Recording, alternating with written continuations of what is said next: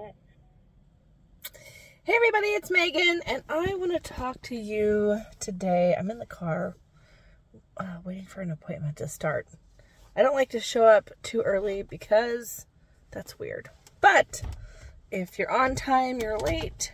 And anyway, so I'm sitting here in the car and I'm thinking about this appointment I'm about to go on.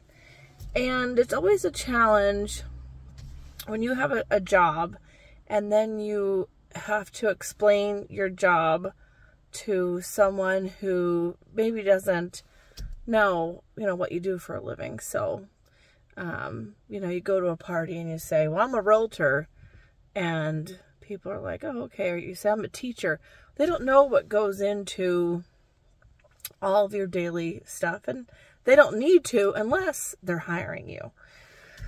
So when they're hiring you, they want to know, what are you going to do for them and how you're going to get the job done? So I was thinking about how to explain it, and it recently occurred to me this might be a good way to explain it. So let me know what you think.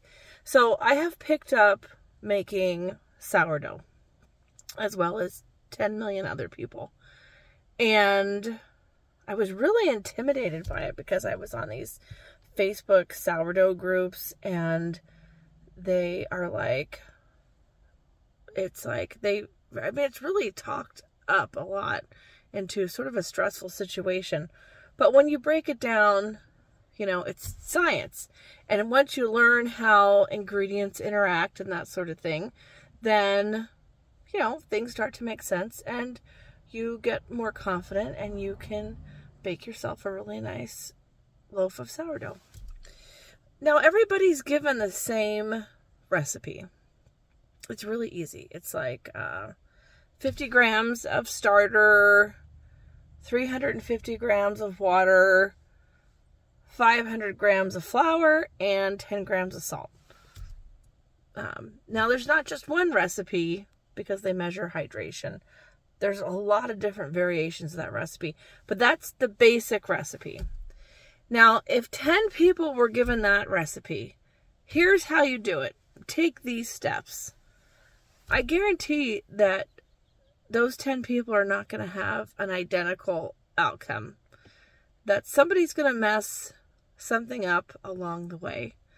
And their loaf is going to come out. It's going to be too flat or burnt or not cooked enough, or, there's not going to be enough air bubbles in it to make a nice crumb, that sort of thing. And so that's kind of like real estate.